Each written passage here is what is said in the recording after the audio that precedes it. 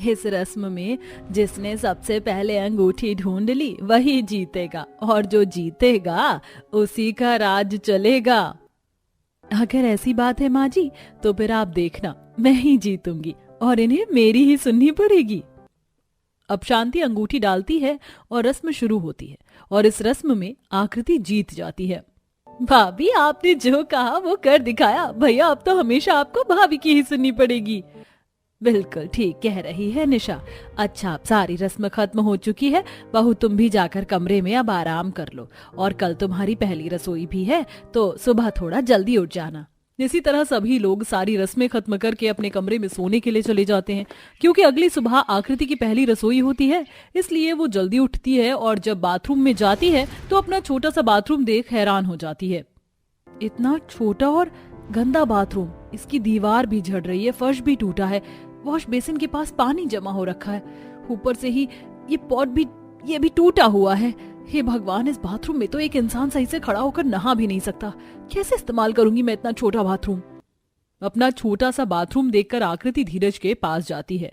धीरज, उठो, ये कैसा बाथरूम मिला है हमें? इतना छोटा सा बाथरूम है।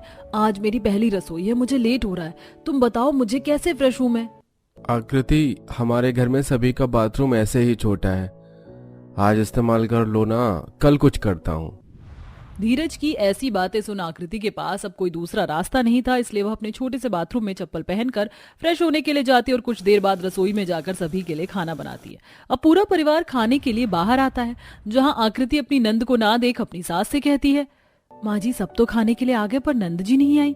बहू, तुम्हारी नंद को कॉलेज भी जाना होता है, वो पक्का तैयार हो रही होगी। तू जाकर उसे उसके कमरे से बुला ले, आगे वाला कमरा तेरी ननद का ही है।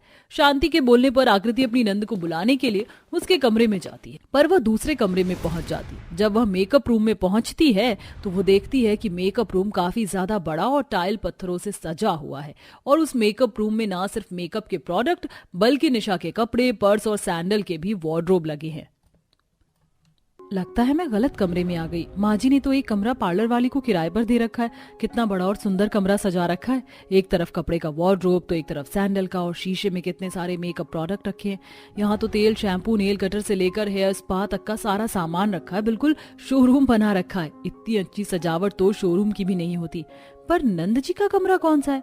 एक काम करती हूँ, वापस चली जाती हूँ, नंद जी खुद आ जाएंगी। इतना बोलकर आकृति दोबारा से बाहर जाती है, जहां वह इस बार अपनी नंद को भी खाना खाते हुए देख रही होती है। अब आकृति कुछ बोल पाती है उससे पहले निशा अपनी माँ से कहती है, माँ, कुछ दिनों बाद मेरी कॉलेज में फंक्शन है, इसके लिए मुझे कुछ सामान चाहिए। आप